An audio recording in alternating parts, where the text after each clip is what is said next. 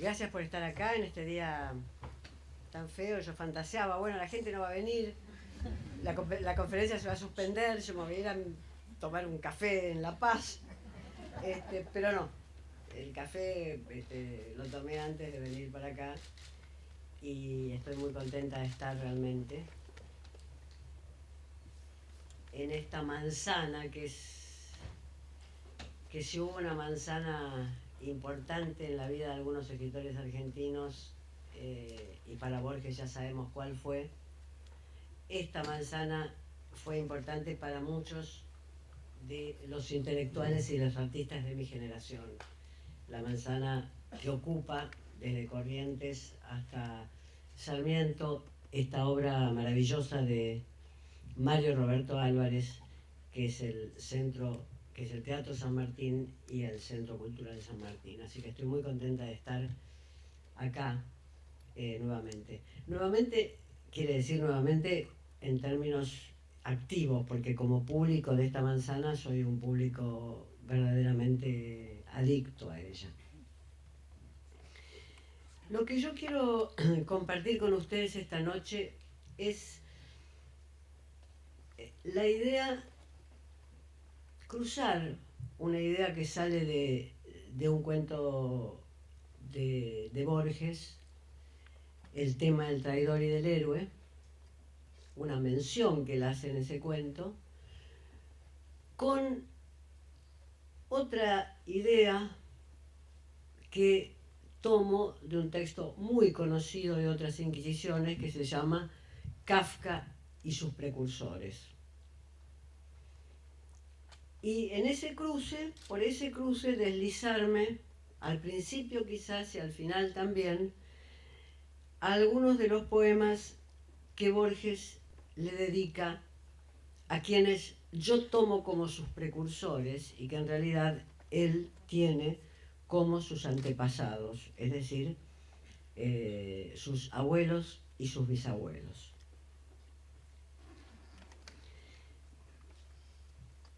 El árbol genealógico de Borges tiene apellidos que lo llevan a toda la historia de la independencia del siglo XIX, de la independencia argentina y latinoamericana. Tiene apellidos que lo ponen en la Guerra del Paraguay, tiene apellidos que se ubican en las guerras que la élite criolla llevó contra lo que hoy llamamos los pueblos originarios, es decir, las guerras llamadas contra el Malón o las guerras territoriales. Y tiene apellidos que también lo ubican en las peleas intestinas de la élite del último tercio del siglo XIX. Y ya vamos a ver quiénes son esos abuelos. Pero sin duda el prócer, el más importante de todos estos abuelos es, para Borges mismo creo, es Isidoro Suárez. Y seguramente ustedes recuerdan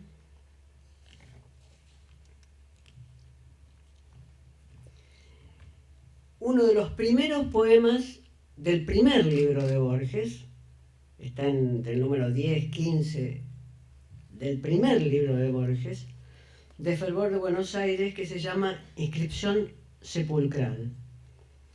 Y que es, si ustedes me permiten, lo voy a leer, no con el canto con que leía Borges sus poemas, ni tampoco lo voy a leer bien, pero me permito compartirlo. Inscripción sepulcral. Dilató su valor sobre los Andes, contrastó montañas y ejércitos. La audacia fue costumbre de su espada. Impuso en Junín término venturoso a la lucha y a las lanzas del Perú de sangre española. Escribió su censo de hazañas en prosa rígida como los clarines belísonos. Murió cercado de un destierro impacable.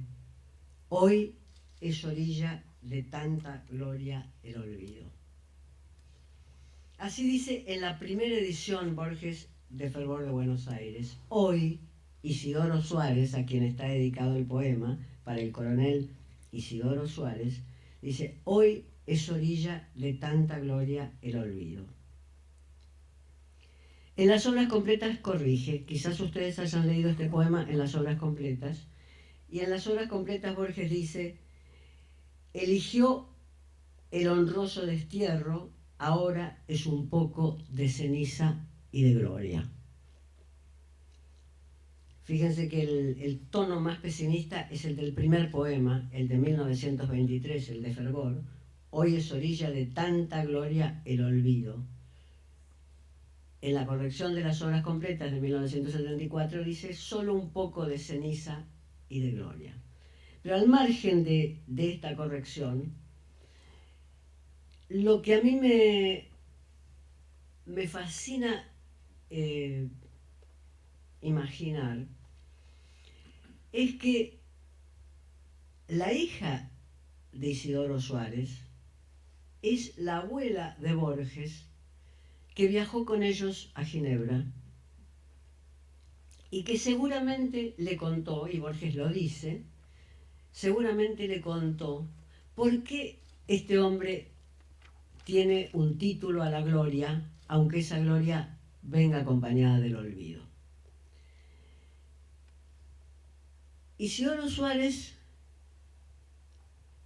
encabezó la carga de caballería que derrotó a los españoles en la batalla de Junín.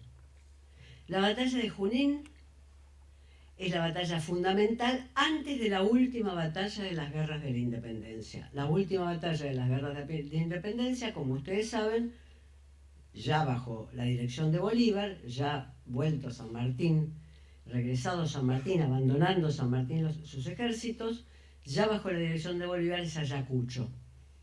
Ayacucho fue precedida muy poco tiempo antes por Junín. Si Junín no era una victoria, Ayacucho, esa batalla de Ayacucho, hubiera quizás tenido otro desenlace y las guerras de la independencia hispanoamericana hubieran seguido. O sea que Junín es una batalla decisiva. No es poco tener a este Isidoro Suárez como bisabuelo. ¿Qué hizo Isidoro Suárez? Era jefe de caballería y cargó, según cuenta el general Mitre, según cuenta Mitre en su historia de San Martín y la emancipación americana, cargó sin disparar, cargó a sable y a lanza sobre los españoles y los puso en fuga. Esa carga fue tan espectacular, uno diría, que Bolívar, que estaba viendo la batalla desde lo alto, como en las películas de Kurosawa se ve que los jefes ven la batalla desde lo alto, como en los grabados se ve que Napoleón está desde lo alto viendo la batalla, Bolívar, cuando termina, cuando los españoles ya huyen, muy asombrados de haber sido derrotados en esa carga de caballería casi arcaica, porque las guerras de la independencia no se hacían solo a sable, se hacían básicamente con armas de fuego. Bolívar, impresionado por eso, llama a ese batallón de caballería los húsares del Perú. Y queda Isidoro Suárez adherido a esa denominación honorífica que Bolívar le entrega. Me voy a permitir leerles qué dice Mitre, porque es muy pequeño, pero yo tengo la fantasía de que en la casa de Borges niño, estaba la historia de San Martín de Mitre. La historia de San Martín y la independencia latinoamericana, de América Latina, que fue publicada, el último tomo donde está esta batalla, en 1888. Es decir, que es muy probable, siendo además que por el otro lado, por la rama paterna, había un militar mitrista, es muy probable que esa historia estuviera en la casa. Y que también no solo la abuela recordara esta historia de Isidoro Suárez, sino que la recordara Borges de haberla leído, de que se la leyeran, no sabemos, es una fantasía, es algo que yo imagino simplemente. Y dice así el general Mitre: Isidoro Suárez, al frente del escuadrón de caballería del Perú, dejó pasar el tropel de perseguidores y, despejado el terreno, cargó por la retaguardia. Un movimiento típico de, no soy experta en guerras, pero es un movimiento típico de esas batallas, es decir, dejar pasar al perseguidor y agarrarlo después en la retaguardia. Dejó pasar el tropel de perseguidores y, despejado el terreno, cargó por la retaguardia a los vencedores, que se pusieron en precipitada fuga. Uno diría una finta, para usar un término muy rioplatense, una gambeta. Dejo pasar y cuando pasan los que creen haberme vencido, con un destacamento muy chico de militares, los ataco. Parecía imposible en lo humano, sigue Mitre, que una caballería como la nuestra, tan bien armada, montada e instruida, con tanta vergüenza huyese de un enemigo sumamente inferior bajo todos los aspectos. Esto lo dice el general español, Canterac. Dice, ¿cómo? Huimos así de estos americanos que venían a pura lanza. Orilla de tanta gloria el olvido. Ahora, Borges siempre tiene un movimiento, digo, este es un hecho fundador. Con esto él funda, con este Isidoro Suárez, no es casual que esté en Fervor de Buenos Aires, no es casual que esté entre los primeros poemas de Fervor de Buenos Aires, no es casual que él después recuerde que su abuela le contaba esta historia, hija de Isidoro Suárez. Es decir, es como si pusiera una estatua en el comienzo de su linaje. Ahora, de todas maneras, Borges siempre tiene un movimiento como de decepcionar y decepcionarse, y también decepcionar al lector. Porque mucho tiempo después, en un reportaje que le hace Alvarado Tenorio, un colombiano, Borges dice, tono típicamente borgiano de reportaje: la batalla de Junín sería militarmente una escaramuza. Solo duró 3/4 de hora y no se disparó un solo tiro. Lo que en la historia de Mitre es un acto de astucia, es decir, ir a perseguirlo desde atrás y cortarle la cabeza desde atrás, en Borges ya ha pasado en este reportaje con una escaramuza que duró 3/4 de hora y no se disparó un solo tiro. Uno diría, bajándole el precio a la victoria. Mi abuelo atravesó con su lanza a un español que había tomado prisionero al coronel José Valentín de Olavarría. Y recorta el valor de su abuelo en la indignación que le produce a su abuelo ver que su gran amigo Olavarría es tomado por los españoles. Es decir, lo recorta en un acto casi, yo diría, de Cruz y Martín Fierro, es decir, de alguien que dice, no voy a permitir, este criollo no va a permitir que se mate así un valiente. Esto lo hace Borges 30 años después. Quiero decir, nunca podemos leer tranquilos a Borges. Nunca, nunca. Este sería mi primer consejo. No tengo muchos consejos para dar sobre la lectura de Borges, pero mi primer consejo es que nunca lo podemos leer tranquilo. Que siempre aquello que menciona las palabras gloria, menciona la palabra olvido, en los poemas de su primer libro, donde Borges está constituyendo su imagen, 30 o 40 años después puede estar matizado, incorporado incorporado como un acontecimiento lateral y menor. Y no es así, digo, porque si lo pongo a discutir a Borges con la historia de Mitre marca la importancia de la batalla de Junín y de la carga de caballería comandada por el abuelo de Borges. Esto como una muestra, pero aquí lo tenemos, Isidoro Suárez, batalla de Junín. Linaje materno. Abuela, es decir, madre de su madre, Leonor Suárez Aedo, la que le cuenta la historia y viaja con ellos a Ginebra cuando Borges tiene 14 años. un pequeño paréntesis. ¿Por qué hago tanto hincapié que la historia de Mitre se conocía? Que no era solo una memoria familiar. Primero por la importancia de Mitre en ese momento de la Argentina, sin duda. Mitre ya era no solamente un presidente que había dejado su marca, sino que esa historia era importante, sino porque esa edición era la edición que se leía, yo la tengo, la leía mi padre, nacido en el mismo año que Borges. Esto lo borramos del streaming, pero pero yo tengo esa primera edición, lo cual no deja de emocionarme cada vez que voy a Batalla de Junín, saber que alguien nacido el mismo año de Borges leía esa edición, esa primera edición de la historia de San Martín y la emancipación americana. Yo creo que estoy haciendo algo muy borgiano en este momento para rendir tributo al maestro, que es dando vueltas alrededor de detalles. Ustedes dirán, pero ¿a dónde va Sarlo? ¿A dónde va con esto Sarlo? Bueno, voy a lo siguiente. Borges, ustedes lo habrán notado cuando lo leen, Borges desconcierta en los detalles cuando escribe sus cuentos. No sé cuál es la experiencia de ustedes leyendo Historia Universal de la Infamia, pero quizás llegan a la conclusión de que son cuentos muy difíciles de entender.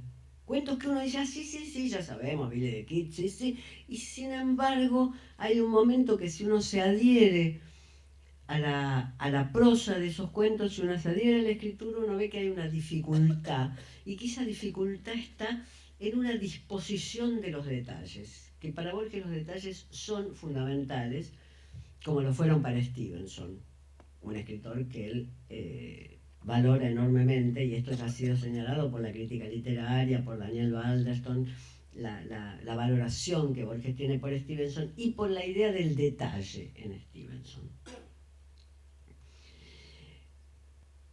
En esos detalles Borges encuentra una verdad que la trama, que él construye con enorme cuidado y con enorme solidez, que la trama no da del todo. Y por eso, cuando uno lee un cuento de Borges, el detalle es fundamental. A lo mejor son 4 palabras. Y yo quiero mostrarles 4 palabras del tema del traidor y del héroe, que es un detalle fundamental. El tema del traidor y del héroe es uno de los cuentos difíciles de leer de Borges. Uno cree que lo leyó, y es un cuento brevísimo por otra parte, un cuento de 4 páginas, uno cree que lo leyó, que lo tiene, y cuando lo tiene que contar, que es la prueba de que lo tiene, te voy a contar cómo es la trama del tema del traidor y del héroe. Cuando uno empieza a tener que contar la trama del tema del traidor y del héroe, ahí empieza a vacilar. Cosa que seguro me va a pasar a mí en este momento, seguramente. El cuento, dice Borges, como dice muchas veces, puede transcurrir en Polonia, puede transcurrir en la República de Venecia, pero digamos, transcurre en Irlanda. Y digamos, transcurre en Irlanda, dice Borges, en el siglo XIX. Inmediatamente vemos que no transcurre en Irlanda del todo en el siglo XIX. Sí, transcurre en Irlanda, pero no del todo en el siglo XIX, porque hay un joven que ya en el siglo XX está investigando un héroe irlandés del siglo XIX, que se llama Fergus Kilpatrick. O sea, este joven se llama Ryan y está investigando, por razones familiares, vendría a ser un Borges, como si Borges estuviera investigando a Isidoro Suárez, por razones familiares está investigando un héroe irlandés del siglo XIX. No le voy a contar todo el cuento. Este héroe termina asesinado en un teatro. Para el pueblo de Irlanda lo asesinan los ingleses para evitar una insurrección contra Inglaterra. Pero la verdad es que este héroe era un traidor, y para que el pueblo de Irlanda no se enterara de que era un traidor, fingen que los ingleses lo asesinan, pero en realidad los que lo matan son los propios irlandeses nacionalistas, para que el pueblo quede con un héroe, con un mito, pero no con un traidor. Esto es básicamente contado de manera bestial el cuento. Pero todo esto sucede en un momento que es fundamental. El cuento ustedes lo van a leer, o lo leyeron, más bien hay que releerlo, yo lo releo permanentemente para poder recordarlo de este modo. Todo sucede en un momento que es fundamental.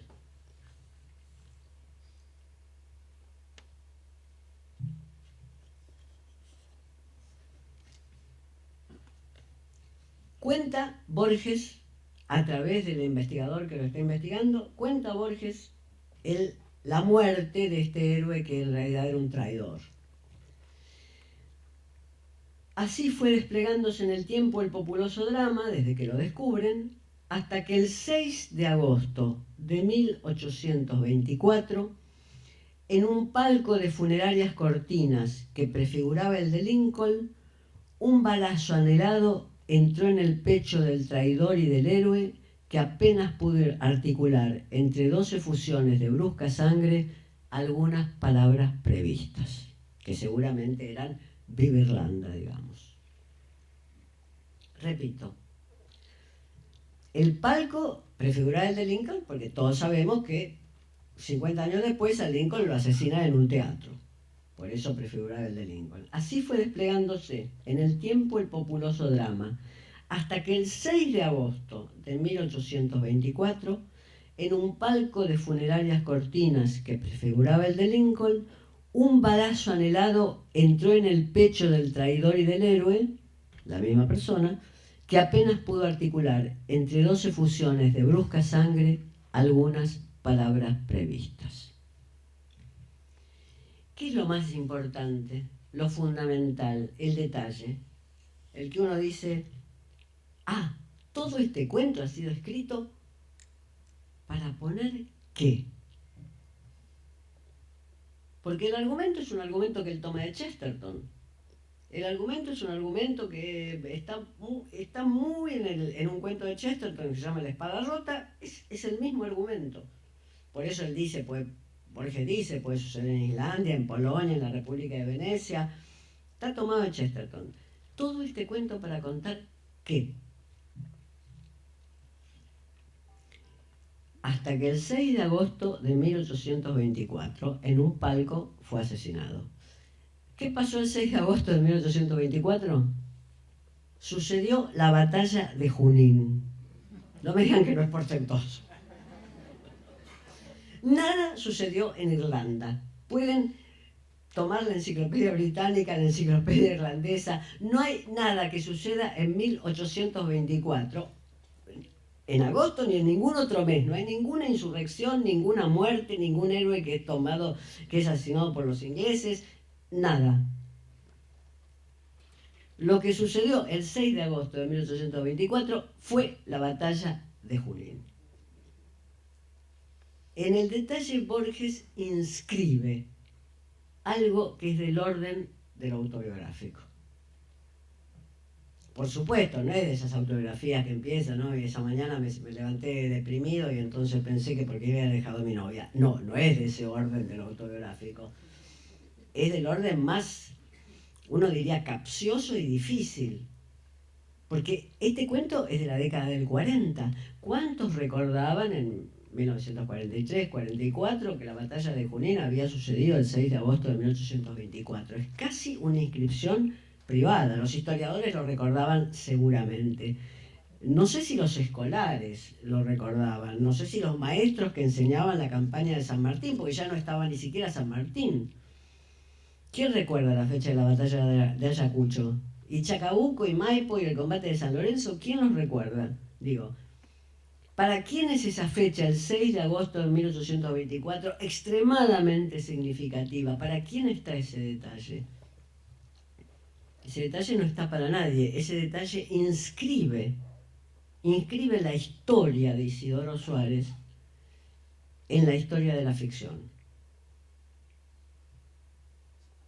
Que quizás uno podría decir, para Borges es el mayor homenaje que le puede hacer a su abuelo. Inscribir su acto de mayor valentía, esa carga de los húsares del Perú, esa derrota de los españoles hecha con una finta, escribir su acto de mayor valentía en una historia que tiene que ver con la ficción. Todo hubiera podido ser diferente en este cuento. Todo. Si ustedes piensan en este cuento, todo hubiera podido ser diferente. Todo.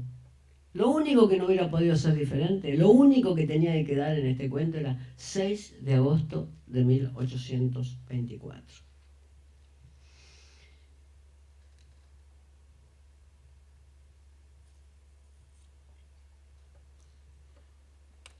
Después ustedes me podrán decir, pero Saulo nos leyó un reportaje donde Borges dice que esa era una hazaña menor. Pero ese es Borges.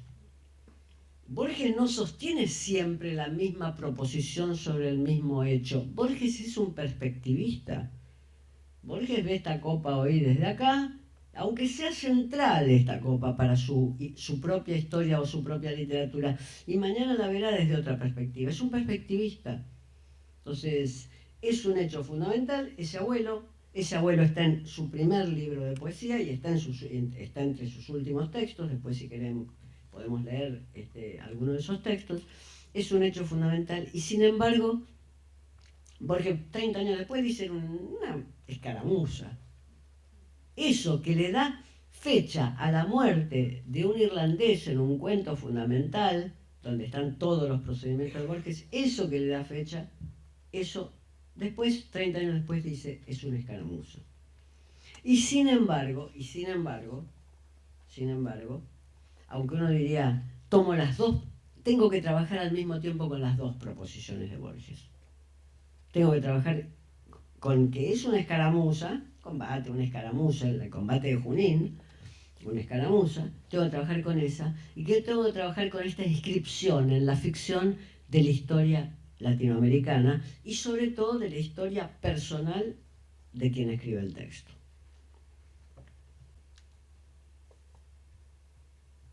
Borges constituye a estos soldados de la independencia en sus precursores, los saca de esa orilla donde el olvido puso a la gloria, los saca de esa orilla donde el olvido puso a la gloria y los constituye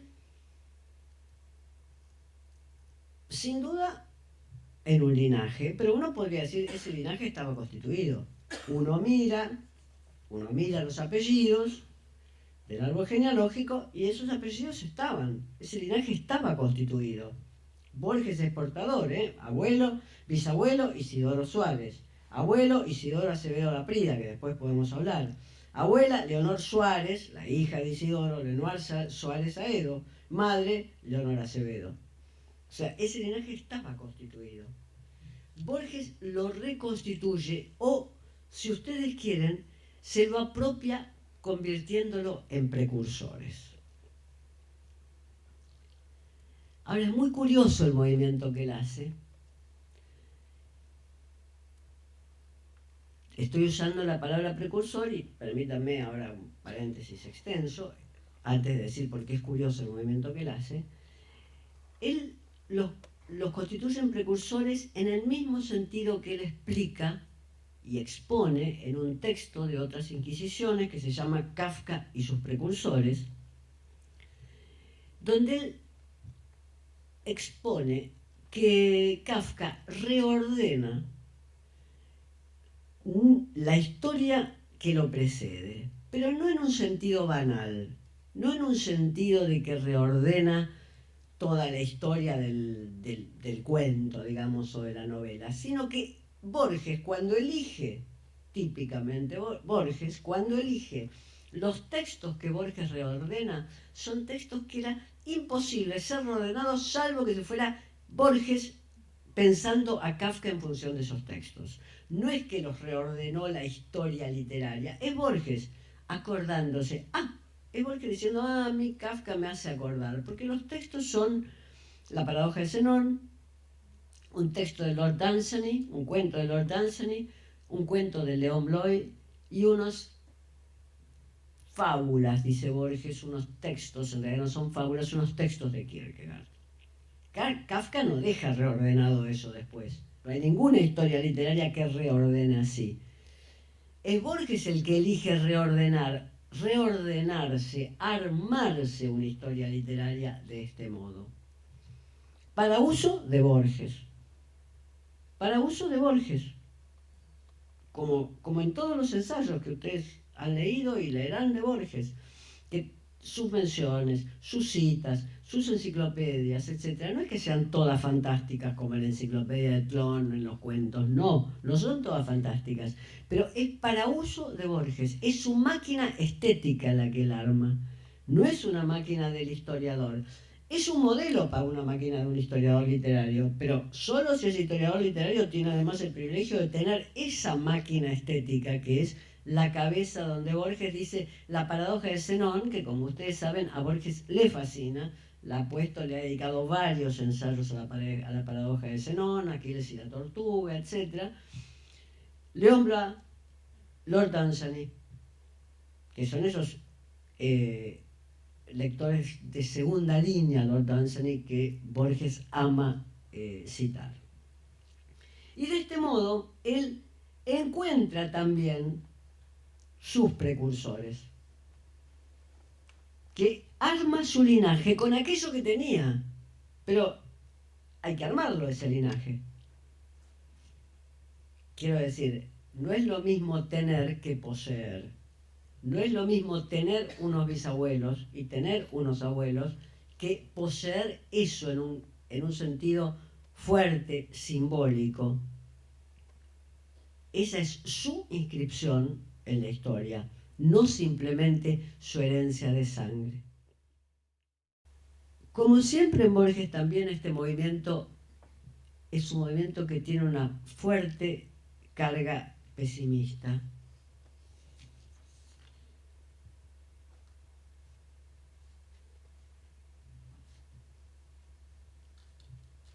En Tancas, que es un libro ya muy tardío, que aparece en las obras completas ya muy tardíamente, en los 70,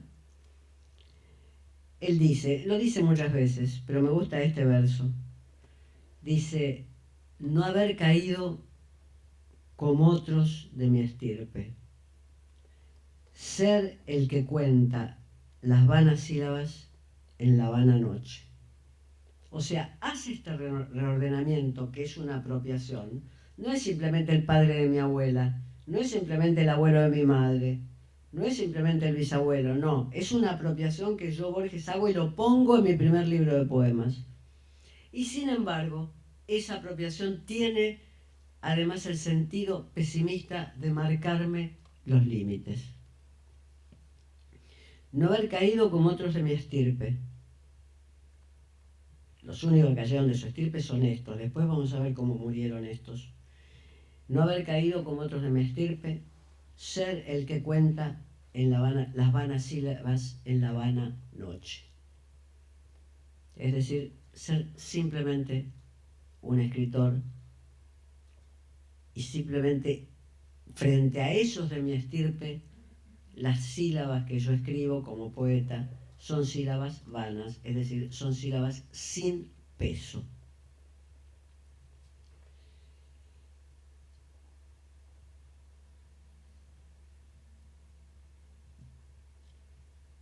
Laprida también fue pariente de Borges, aparece en esta genealogía. Yo debería haber traído un PowerPoint con la genealogía, pero creo que nos concentramos mejor así.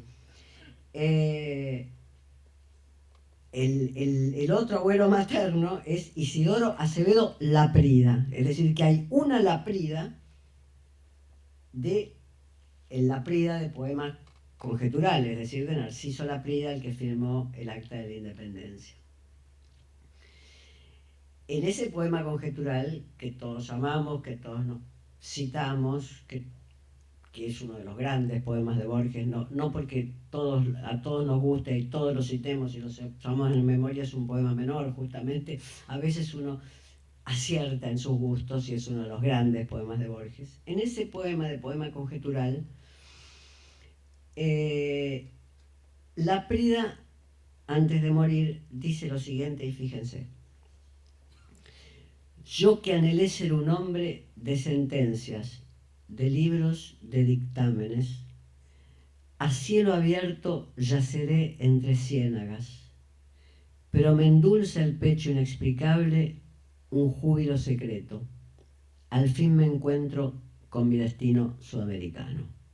Difícilmente haya versos más bellos y más conocidos en la literatura argentina, y mucho más que la argentina, que estos.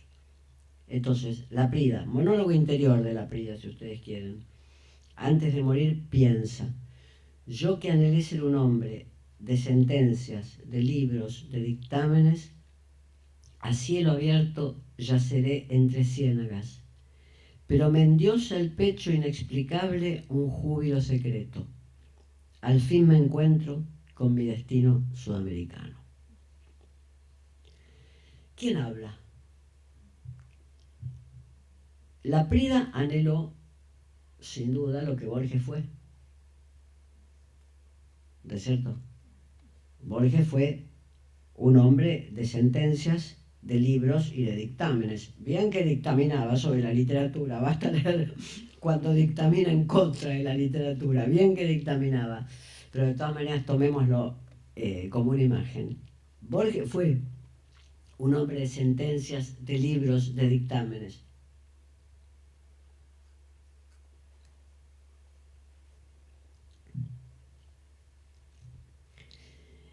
Pero este precursor que tuvo una dulzura final. Me endiosa el pecho inexplicable un júbilo secreto. Un júbilo secreto que posiblemente, el adjetivo secreto aquí designa que ni siquiera quien lo enuncia lo conocía. Ni siquiera quien lo enuncia podía presuponer que ese júbilo iba a poder surgir en el momento en que surge. Este es el sentido del secreto. La ambigüedad del secreto acá es que es secreto aún para quien lo está enunciando. Es decir, esto que Borges fue y que Laprida no pudo ser, un hombre de sentencias, de libros, de dictámenes, yacerá entre ciénagas, pero me endulza el pecho inexplicable un júbilo secreto. Inexplicable es el júbilo secreto también, ¿no? Pero me endulza el pecho inexplicable un júbilo secreto. Es lo que se llama un hipérbaton. Pero me endiosa el pecho inexplicable, es decir, una palabra que está adelantada o atrasada respecto de la norma de la lengua. Me endiosa el pecho inexplicable un júbilo secreto.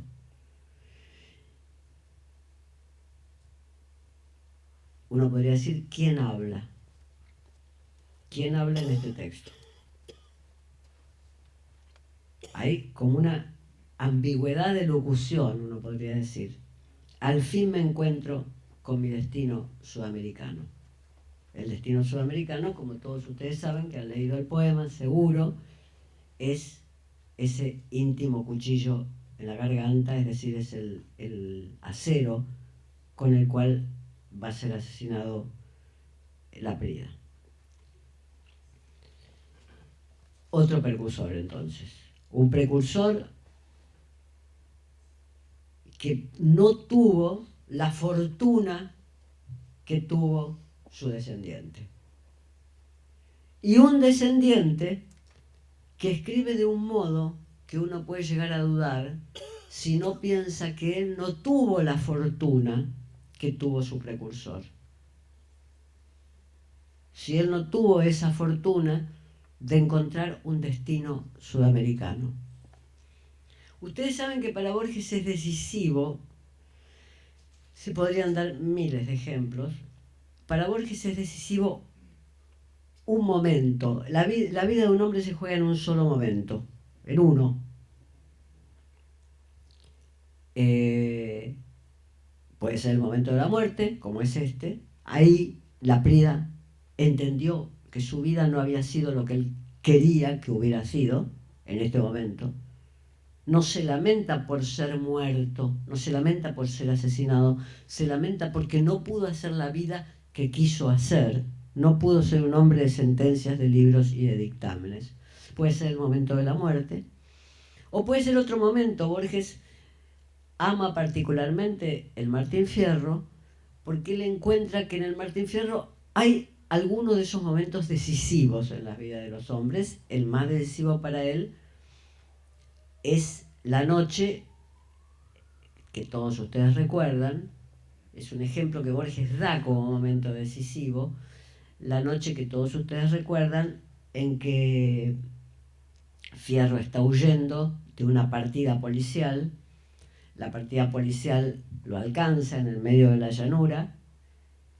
Fierro se baja del caballo, se apoya contra el caballo para protegerse la espalda y comienza a pelear con varios, contra varios, digamos. Y a defenderse y a ver si en algún momento puede volver a escapar. Y en ese momento el sargento Cruz tira el kepí, se saca el kepí de policía y dice, sargento Cruz no consiente que se mate así a un valiente, uno de los versos más perfectos, y Borges señala. ¿Y qué es la perfección ahí? La perfección de esos versos de Hernández, sin duda, esos versos son perfectos, pero la perfección también es cómo se juega un destino, cómo alguien en un determinado momento se pone a la altura de su destino, es decir, no deja pasar su destino. Que si volvemos al tema del traidor y del héroe, es ese el momento. El traidor se pone a la altura de su destino, no dejando de ser traidor, sino aceptando ser convertido en héroe. Y por lo tanto aceptando su muerte como una grandiosa puesta en escena. En un teatro, que queden acusados los ingleses, que eso provoque una insurrección en Irlanda, todo eso no sucedió. Lo único que sucedió es la batalla de Junín ese día. Pero que acepte eso, el momento en que se acepta el destino. Si ustedes piensan en la batalla de Junín, también encuentran ahí un momento en que un hombre está frente al destino, reproduciendo una escena escolar que ya el general Mitre conocía, que es la escena de rescatar a alguien de la muerte por mano del enemigo. Es la escena de Cabral en el combate de San Lorenzo, que es para nosotros un tópico tanto como Homero, mucho más que Homero, dado que conocemos mejor el combate de San Lorenzo que la Odisea o la Ilíada. Lo que hace Isidoro Suárez es que su amigo no caiga en manos de los españoles, además de ganar por una astucia bien criolla, es decir, por el engaño con gambeta del enemigo, además de ganar la batalla, es su amigo Olavarría el que no debe caer en manos de los españoles. Hubiera hecho lo mismo, sin duda, pero la amistad es también el momento en que se reconoce un destino.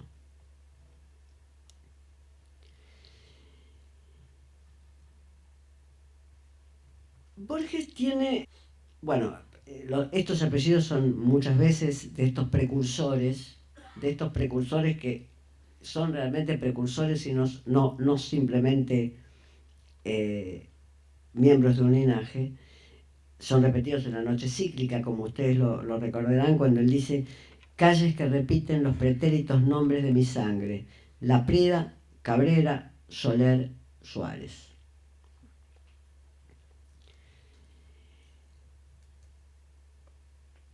Como nota a pie de página, nosotros podríamos decir que muchas veces él dice: yo no supe ser estanciero ni guerrero como fueron estos precursores, que yo ordeno en mi linaje, que yo les doy un orden, les doy una materia en mi linaje. Eso lo dice muchas veces, ustedes lo recordarán, es un tema de Borges, esa nostalgia de un mundo heroico y pasado, al cual él no pudo llegar, y de haber llegado, quizás dice, no hubiera sabido ser como fueron ellos. Cuando dice estanciero lo dice en el sentido de hombre de campo, hombre de a caballo, digamos.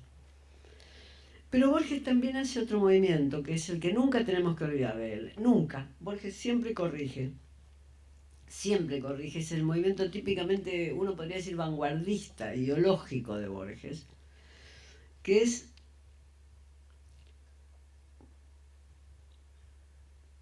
Él celebró ese coraje, pero, y ahí empieza a autocriticarse, dice, pensaba que el valor, en el final de las obras completas, en el texto autobiográfico como para su muerte, digamos, dice, pensaba que el valor es una de las pocas virtudes de que son capaces los hombres.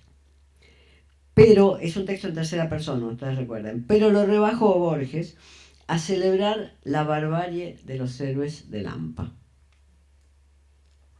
O sea que siempre esto, en lugar de conservarlo, este valor, este coraje, esta hombría, en lugar de conservarla en el lugar que la habían puesto, en el ordenamiento que le habían dado sus precursores, él dice, doblemente indigno de algún modo, no usa la palabra indigno, pero esto es lo que uno puede leer, doblemente indigno, porque no supo ser guerrero y estanciero, o no pudo ser guerrero y estanciero, y además, porque luego colocó ese coraje en los héroes de Lampa, que es ese movimiento que Borges hace permanentemente cuando critica su criollismo y sus primeros cuentos.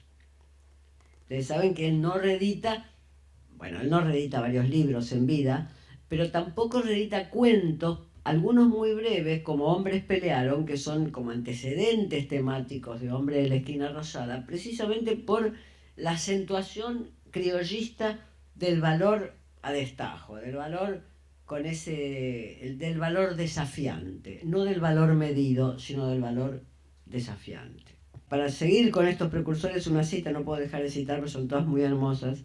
Para seguir con estos precursores, y prometo que en este punto es la última cita, en El amenazado, texto muy breve, él dice, la sombra militar de mis muertos, no la sombra de mis muertos, sino a él, de nuevo, el arma, el linaje de esos precursores, es la sombra militar de mis muertos.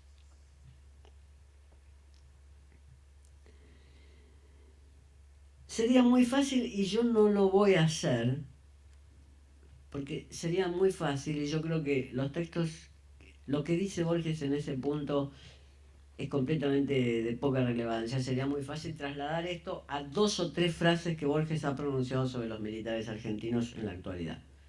Creo que sería una equivocación crítica. Si ustedes recuerdan esas frases, son frases irrelevantes desde un punto de vista ideológico-político, reaccionarias meramente, mientras que todas estas tienen una alta tensión. Entonces sería muy fácil decir, bueno, y también, y acá seguimos con los militares. No hay que hacer esa continuidad.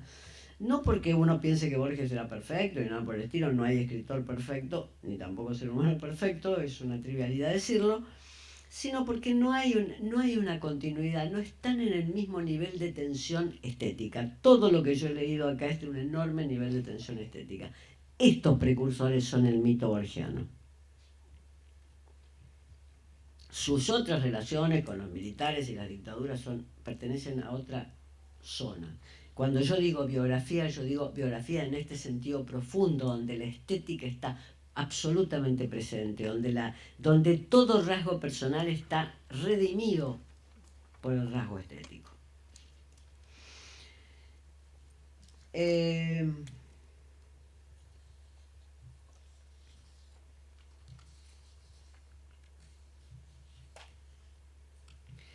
Vamos a otro antepasado que a mí me fascina particularmente, que es el padre de su padre, el coronel Francisco Borges.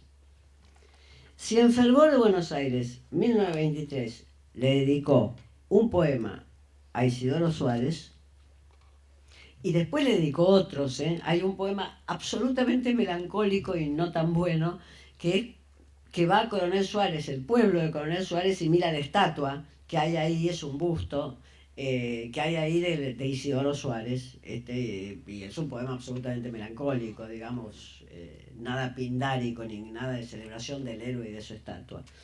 Pero hay un poema, están los que le dedicó Isidoro Suárez, pero hay un poema que, ahora vamos a la rama paterna. Este es al coronel Francisco Borges. Francisco Borges Lafinur, nacido en 1835, jefe de frontera, es decir, impedía que lo que hoy llamamos los que eran los verdaderos ocupantes de esos territorios, los indios, avanzaran sobre Buenos Aires. Jefe de fronteras, presente en Caseros, presente en la guerra del Paraguay. Es decir, había hecho todas las guerras de un hombre nacido en 1835. No podía ser como Isidoro Suárez, no podía estar en 1824 en la batalla de Junín, pero en 1835, y fíjense que Caseros, 35, 52, están ahí, 20 años, ya empieza a hacer todas las guerras. Caseros, la guerra del Paraguay, guerra de fronteras, que eso aparece mencionado aquí y allá en muchos cuentos de Borges. Pero lo que más me interesa, y ahora leemos el poema y después digo por qué me interesa, es su muerte el mismo año que nace el padre de Borges, el mismo año que nace su hijo, que nace huérfano casi, digamos, en 1874 en La Verde. Este abuelo, Francisco Borges Lafinur, fue el que se casó con la famosa abuela inglesa Frances Haslam, que encontramos también mencionada en algunos cuentos de fronteras, en algunos pequeños textos donde se habla de la frontera, pero que es la de la biblioteca de innumerables libros ingleses.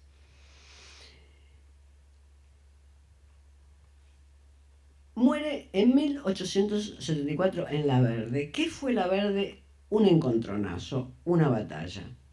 ¿Cuál fue la característica de esa batalla y qué hizo de particular este Francisco Borges, que parece realmente ordenarse como precursor borgiano?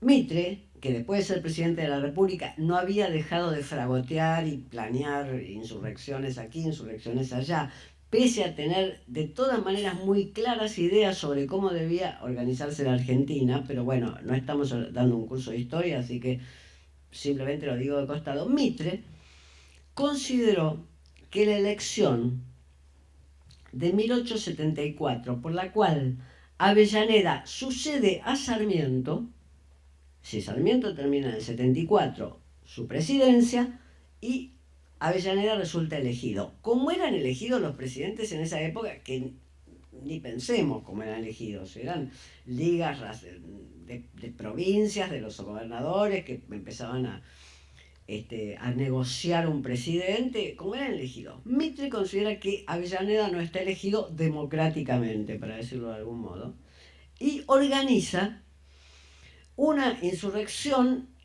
casi perdida antes de que comenzara en la provincia de Buenos Aires. En el momento en que se lo elige a Avellaneda, antes de que Avellaneda tome el gobierno. Doy estas precisiones porque son muy importantes para Francisco Borges. O sea, hace alguna leva con algunos indios que eran amigos de él, con algunos gente de lo que se llamaba en ese momento la plebe. Hace una leva, es decir, no tiene ejército para esta insurrección, digamos, Mitre. Hace unas levas ahí, organiza un batallón. Era la pandilla de Punto Muerto prácticamente lo que tenía Mitre entre manos. Pero considera que puede dar, en la transición gubernamental, considera que puede dar puede causar un impacto y quizás hacer retroceder la elección. Y Francisco Borges se compromete también con algunos que tenía, que le quedaban, porque como era comandante de frontera tenía alguna gente. Fíjense que estamos antes de la llamada campaña del desierto, estamos en 1874. Con algunos que tenía, Francisco Borges se compromete a participar en la insurrección liderada por Mitre. Pero le dice, comunica, hace saber que él no haría la insurrección contra Sarmiento. Es decir, que él personalmente piensa que hay que esperar hasta que Sarmiento deje de ser presidente y Avellaneda suma. Más o menos como el día de Pinedo acá, digamos, más o menos en ese momento.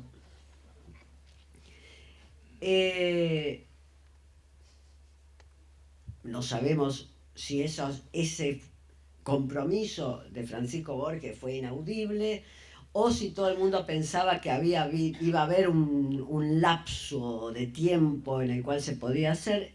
La cuestión es que Mitre larga la insurrección antes, siendo todavía Sarmiento presidente, es decir, ocupando todavía Sarmiento la Casa de Gobierno. Y Mitre se sustrae. Perdón, y Francisco Borges se sustrae. Se queda ahí al borde de la batalla, la cual estaba comprometido, pero él tenía su agenda de ingreso a la batalla. Los mitristas son desbaratados. Fracaso absoluto. Cuando esto ya es evidente, Avellaneda jura como presidente y Francisco Borges dice: es mi momento, y entra solo a la batalla. ¿Parece un cuento de Borges? Pero no lo es. Entra solo a la batalla y muere en la batalla.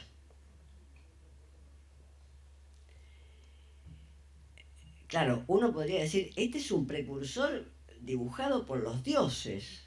Este padre de su padre, este abuelo, es un precursor dibujado por los dioses. Si hay unos dioses que presiden el conjunto de la creación, del conjunto de mitos que puede impulsar a un escritor de literatura, uno puede decir, este abuelo está dibujado por los dioses. Se mete en una batalla cuando esa batalla ha sido perdida solo para sostener su palabra y termina muerto, porque también hubiera podido terminar prisionero. Termina muerto. A este coronel Francisco Borges le dedica ya en Luna del Frente, acuérdense, Fervor de Buenos Aires, 1923, Luna del Frente, 1925,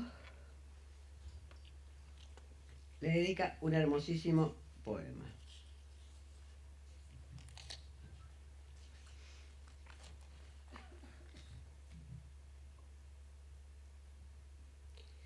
Al coronel Francisco Borges, 1833-1874, Batalla de la Verde. Porque eso fue tu vida, una cosa que arrastran las batallas.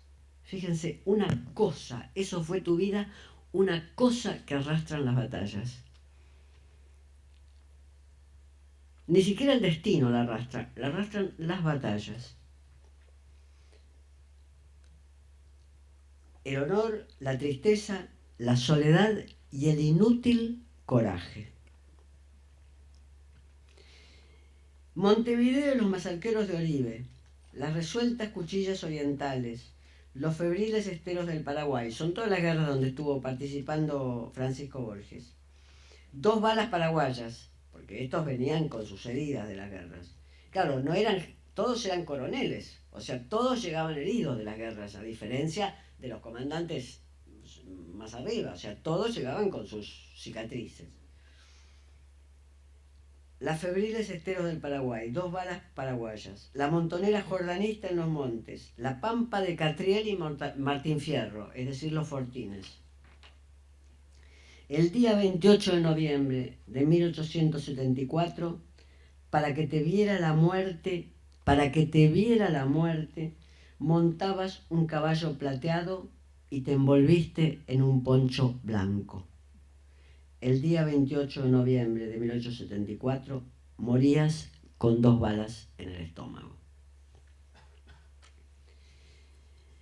Si bien parece que es cierto que este Borges, Francisco Borges, se envolvió en un poncho blanco, lo del caballo plateado, bueno, podría ser un caballo, sí, podría ser un...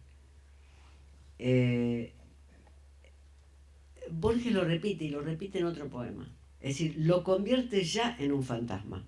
Poncho blanco y caballo plateado ya es la conversión en un fantasma, en un mito.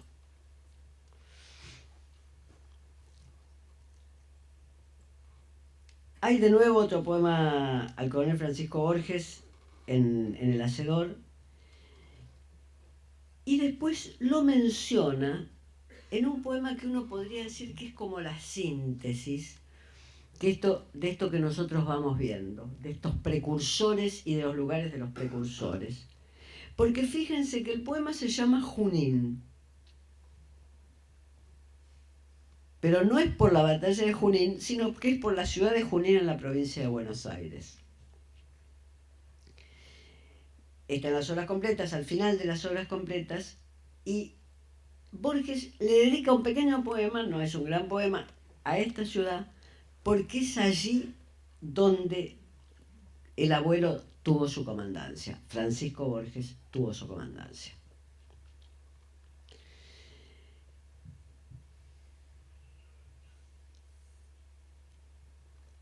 La riqueza, uno podría decir, la riqueza mítica con la cual construye Borges es infinita. Si ustedes leen, y acá vuelvo al principio, si ustedes leen la historia de Mitre, yo diría que es una historia de un historiador muy moderno para su época, una historia de fuentes, muy fundamentada, con mapas, una historia militar y política. No hay que pelearse con el revisionismo o el no revisionismo, liberalismo, no hay que pelearse por ese lado con la historia de Mitre. Es una historia militar y política, pero política en los grandes trazos latinoamericanos. Es una historia con mapas de las batallas, es una historia con fuentes militares. Mitre era muy buen archivero. Por tanto, la construcción de esa historia es una construcción de la historia que en el siglo XIX se llamaría la historia científica, la historia positivista.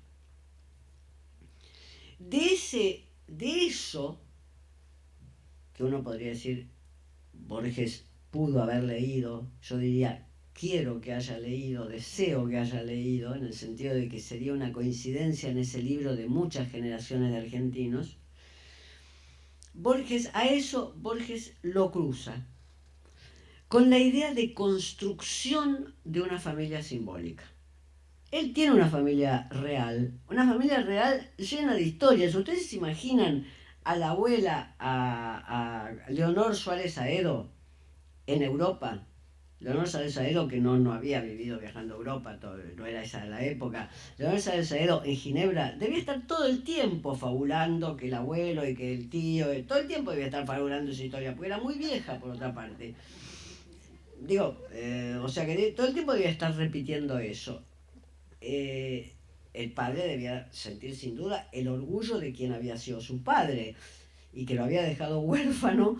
Era un acto de valentía enloquecida. O sea que esa era, por otra parte, una historia familiar, una trama muy fuerte de la novela familiar de Borges.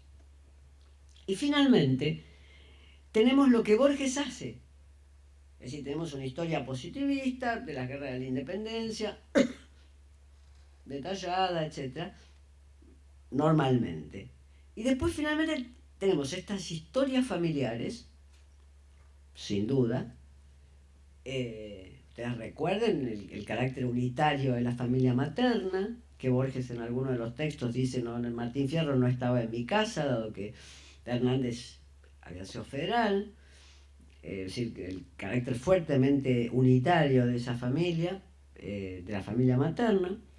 Pero entonces tenemos una historia positivista, tenemos esas historias familiares y luego eso que funciona como los precursores de la historia simbólica que Borges se da a sí mismo. Los precursores de un linaje que no tiene que ver solo con la sangre, como él dice, el linaje de mi sangre, de mis antepasados y de mi sangre, sino un linaje que tiene que ver con lo que él va a construir en la literatura, con lo que lo hace a él un escritor que es al mismo tiempo tan universal y tan cosmopolita. Y si uno tuviera que buscar una prueba más, bueno, ustedes me dirán que yo busco las pruebas que van a mi argumento, vuelvo a donde comencé.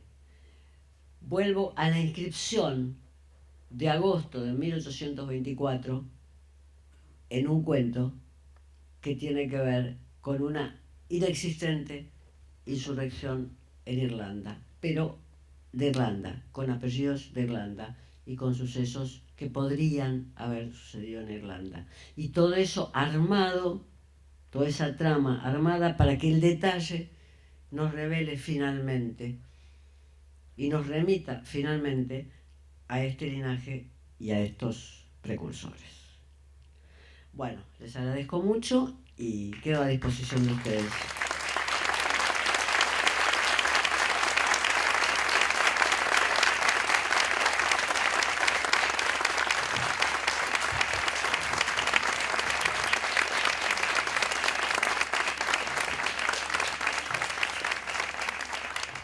Hola, ¿qué tal? Acá. No, bueno, es todo negro, o sea, que una voz que suena.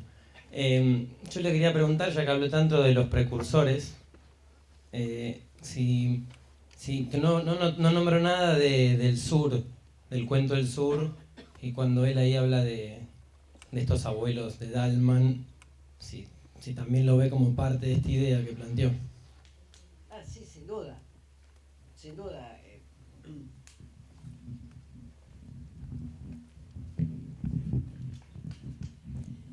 Sí, sin duda uno podría... El sur además tiene inscripto un momento biográfico de la vida de Borges, es decir, tiene inscripto un momento de una enfermedad, de una septicemia que él tuvo, o sea que tiene inscripto algo que sufrió su propio cuerpo. No es necesario saberlo para contestar al comentario que usted hace, pero sin duda la idea de que en el sur, la idea que preside ese cuento, y es que en el sur empiezan a transcurrir cosas que pertenecen a otro tiempo, es una idea fundamental para Borges. Porque además, si uno recorre su literatura, y esto lo pongo como nota a pie de página, sería otro tema, pero si uno recorre su literatura, es en el sur donde suceden algunas cosas fantásticas, en el sentido más clásico de la literatura fantástica, como es la del descubrimiento del Aleph, donde está en Constitución. Carlos Argentino Daneri lo lleva a un sótano de la calle Constitución. O sea que, y en el sur dice textualmente, se cruza la calle Rivadavia.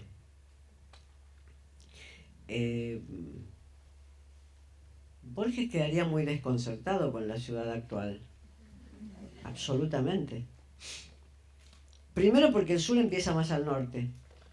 Borges dice, se cruza Rivadavia. Cuando se cruza Rivadavia, comienzan a suceder, bueno, cosas como las que le sucedió a Dalman. Pero el sur ahora comienza más al norte. O sea, la ciudad, el clivaje de clase de la ciudad comienza más al norte. Quedaría desconcertado. Él no se movió del viejo centro de Buenos Aires o de Palermo, digamos, según las etapas de su vida, de infancia o ya madurez y vejez. Él se siguió viviendo en el viejo centro de Buenos Aires. No en el centro sur, que es un centro más de la década del 1900, pero sí en el centro de Buenos Aires. O sea que ese cruce de Rivadavia que se marca en el sur es el cruce donde se pasa a una dimensión de lo fantástico. Es el cruce donde es como si variara un plano, ¿no? Como en una cinta de Moebius. ¿Vieron la cinta de Moebius? Bueno, como si en una cinta de Moebius se pasara de un plano al otro, que se pasa de manera insensible, es lo que le pasa a Dalman. Dalman que va, se toma un tren, se mete en una pulpería, no está previendo lo que le va a suceder hasta que no le tiran un cuchillo, no está previendo. Está en una cinta de Moebius que ese pase de esa línea es un pase insensible, él no prevé que hay un momento en que esa superficie así de la cinta de Moebius que ahora es arriba se va a convertir en la parte de abajo de la cinta. En efecto es así. ¿Qué tal, Beatriz? Hola. Hay un momento importante en esta maravillosa exposición. Se va reiterando y para mí tiene también algún toque particular, que es el 6 de agosto. No sé si Borges tenía rasgos anticipatorios, porque el 6 de agosto fue mi día de nacimiento, pero además ocurrió Hiroshima. Me pregunto si encuentra algún tipo de relación anticipatoria No, que en todo esto ocurrió. No, ahí creo que no, que Borges no hubiera aceptado esa premonición, digamos. Es interesante, efectivamente no se me había... Sí, quería referirme a lo de Hiroshima, ya que se puntualizó tanto lo del 6 de agosto, ¿no? Más que a mi cumpleaños. Sí, Obviamente. Ahí queda es muy buena lo que usted trae, porque ahí queda pulverizada la importancia de la batalla de Junín. Ahí los argentinos volvemos al lugar donde estamos. Solamente podemos ser redimidos de vez en cuando por Borges. Es decir, no queda pulverizado el 6 de agosto de Borges, pero queda pulverizado el recuerdo de la batalla de Junín cuando usted menciona que el 6 de agosto fue Hiroshima, que ahí queda, claro. Nos vuelve al lugar donde pertenecemos. Otro tema, fue mencionado en aspectos importantes Kafka. Kafka trabajó muchos años en un correo y influyó en su obra, obviamente. También un escritor argentino, Ezequiel Martínez Estrada, trabajó mucho tiempo en un correo y también influyó en su obra. Cuando yo hago, a ver, para que se me entienda, cuando yo hago una inscripción biográfica, siempre está muy mediada por el texto. Seguramente en Kafka eso está mediado por el texto, pero en el caso de Borges está mediado por el texto. Borges menciona en un determinado momento que hay recuerdos materiales de sus abuelos en un poema de sus antepasados en las casas. Dice las caobas de los muebles, dice algo así. Pero siempre es el texto el mediador. De ahí que para mí fuera tan revelador el 6 de agosto. Si Borges hubiera introducido la batalla de Junín de otro modo, la mediación textual hubiera sido otra, mi análisis seguramente hubiera sido diferente. Ahora, cuando usted me dice lo del 6 de agosto, Hiroshima, ahí sí uno dice, el texto tiene para nosotros una reverberancia, no para Borges, sino para nosotros, que es que un acontecimiento que yo presenté acá, como un acontecimiento prácticamente de la historia universal, la batalla de Junín, y Ayacucho antes, y Ayacucho después, etc., queda completamente redimensionado si uno lo pone en una especie de calendario. A Borges le hubiera encantado, no sé qué hubiera hecho con ello, no sé qué hubiera hecho, lo ignoro, no hay nada peor que presuponer lo que puede hacer un genio, porque siempre uno va a presuponer una tontería, pero no le hubiera gustado mucho pensar eso, y quizás lo pensó. Si no hizo nada es porque no se puede hacer nada, porque para Borges Hiroshima debe haber sido un acontecimiento fundamental en su vida. O sea, pero no hizo nada. O por ahí se descubre un papel. Yo una vez dije, nunca hay un papel que vincule a un pintor argentino X con Victorio Campo, y estaba en Santiago de Compostela y alguien levantó la mano y me dijo, yo tengo la carta. O sea que nunca sabemos. Era Sebane el pintor y alguien levantó la mano y me dijo, yo tengo la carta. ¿Usted supone que esa inscripción en ese linaje militar y esa invención de un pasado militar se debe a alguna necesidad psicológica? ¿Tiene alguna hipótesis de por qué esa elección de ese linaje en particular, o simplemente porque era lo que tenía a mano, lo que estaba ahí? No tengo ninguna hipótesis biográfica ni psicológica. Ninguna. No es que yo diga la crítica literaria no debe hacerlas. Yo lo que digo es que yo no tengo ninguna hipótesis biográfica ni psicológica en absoluto sobre la cuestión.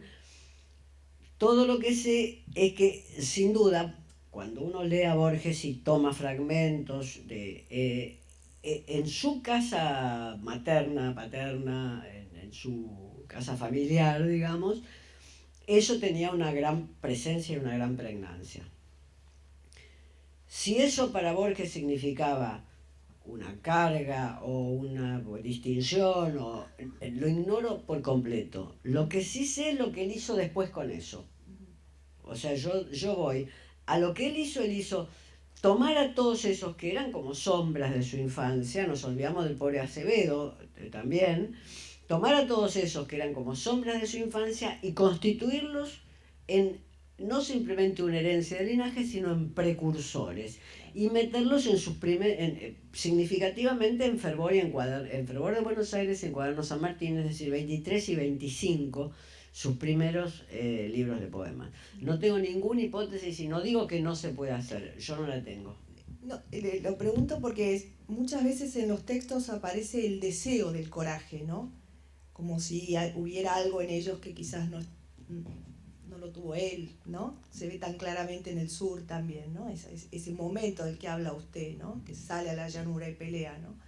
Sí, eso puede ser, ¿no? Más bien, uno tiene que pensarlo también en que Borges tenía una noción bastante clara de en qué siglo estaba viviendo. Ya no había un lugar para eso. Justamente el carácter fantástico, para decirlo de algún modo, del sur es porque lo que le sucede a Dalman ya no podía suceder. Eso ya no podía ocurrir. Es decir, Borges tiene una idea bastante concreta de eso. Y todas las veces que él menciona el presente, en algunos de estos poemas también los menciona, su obsesión es el peronismo. Y el peronismo leído en clave fascista, es decir, tiene una idea de eso. O sea que más bien lo que uno podría decir es que su literatura por momentos tiene una visión muy nostálgica de ese pasado, y cuando no es nostálgica, él se hace autocríticas estéticas. Es decir, dice: yo lo convertí demasiado en compadrito, yo lo convertí demasiado en orillero, yo este cuento no lo voy a publicar, yo el idioma de los argentinos no quiero publicarlo en vida. Se hace autocríticas estéticas, digamos. Muy notablemente es el caso de Hombres Pelearon, que es un texto chiquito así y no volvió a aparecer. Pero tiene noción de que eso es imposible, no es un enajenado, es un reconstructor simbólico de una tradición. No sé si cabe exactamente la respuesta más que la pregunta. Yo he leído una cantidad de cosas tuyas sobre Borges. Todo lo que yo sé que vos has dicho sobre Borges lo he leído de forma escrita hasta hoy, ¿no? Salvo alguna que otra mención. Ignoro una cuestión en particular, que es si vos tuviste encuentros personales con él, si lo veías en la televisión con ojos particulares, etcétera. Y un poquito lo que me interesa es como tu visión de la persona, ¿no es cierto? Básicamente eso, pero preguntando también si ocurrió, si pudiste. Yo vivía muy cerca de él, lo veía en una confitería. Él enseñaba literatura inglesa donde estudiaba en ese momento mi mujer de aquella época. ¿Vos tuviste experiencias más cercanas, más en relación? ¿Y cuál es tu sensación en relación a eso?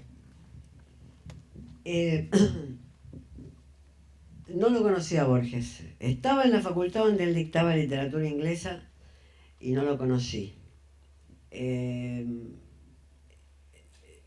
Cuando yo tenía que estudiar literatura inglesa debe haber sido el año 62, 63.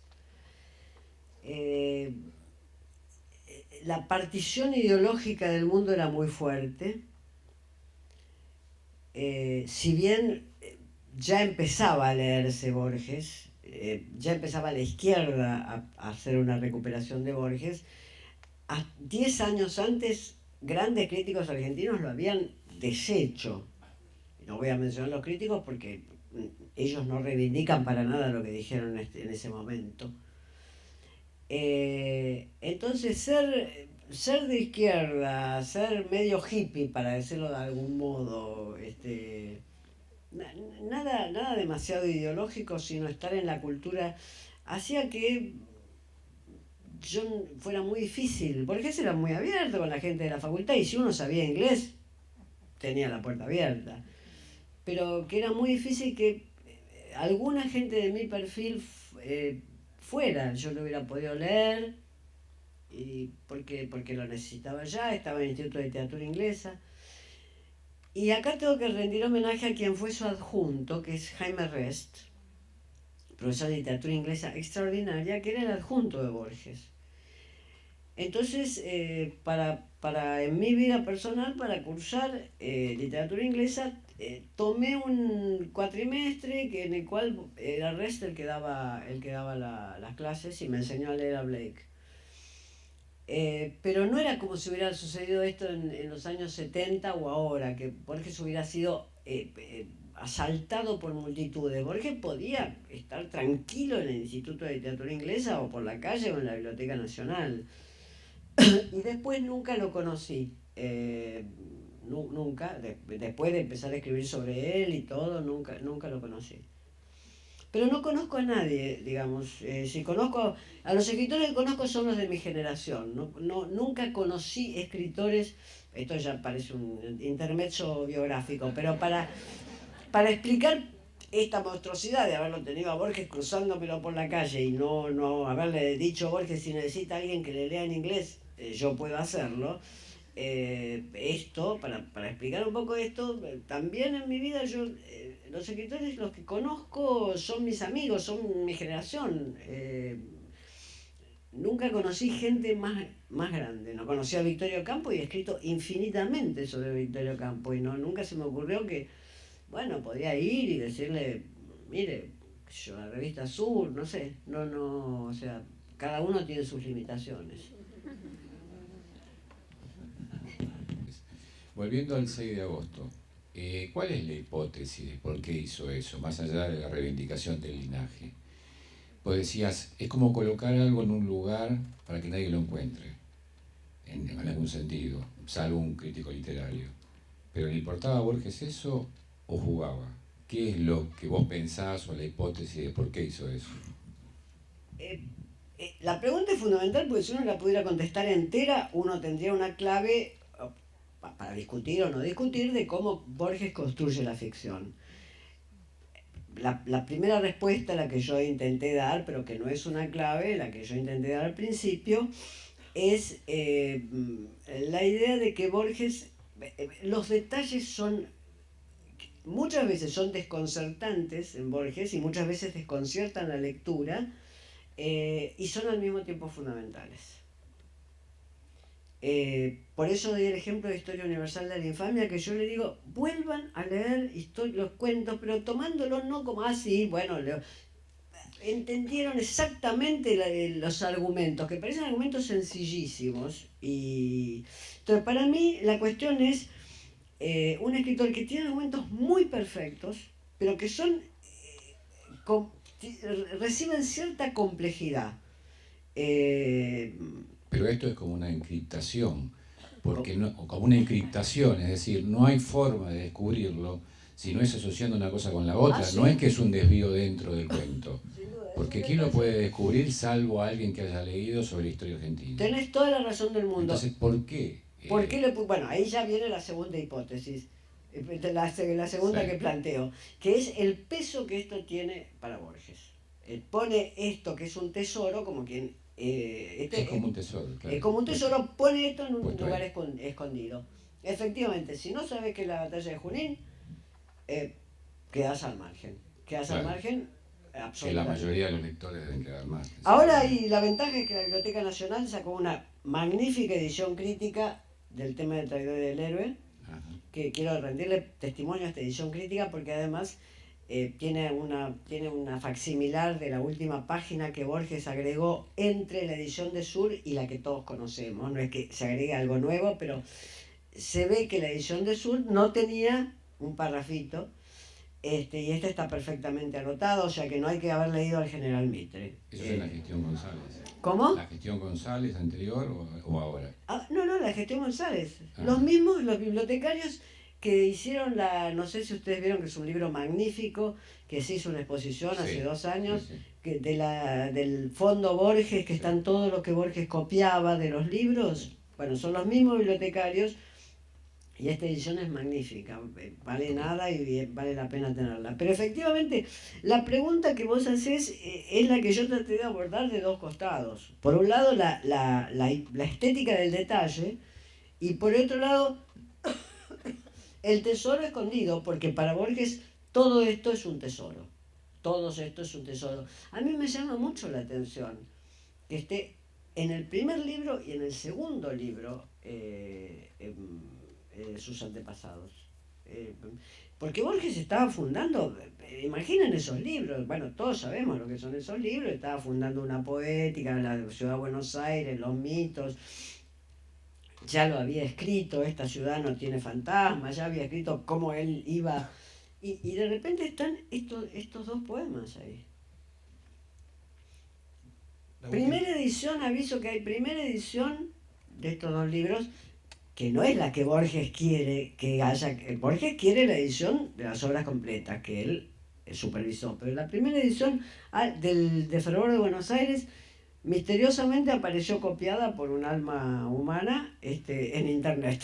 O sea que internet a Borges no le va a gustar, pero es interesante ver qué cambió Borges. Es decir, uno dice, la que Borges quiere es la edición de los libros grandes, porque esa es la última que él controló. Pero es interesante ver qué poemas sacó, qué poemas cambió, y está colgado Fervor y no sé si está colgado algo más. Hola Beatriz. El título del cuento que mencionaste, que bueno, entra el canto 9 del Martín Fierro, ¿sería también un detalle? Biografía de Tadeo Isidoro Cruz. En el sentido de que aparece Cruz siendo su antepasado, Sí. ¿no? Y en el sentido que además está el nombre Isidoro. ¿Suárez era Isidoro? Bueno, tenés un artículo ahí. Bueno, gracias a vos. No. Buenas noches.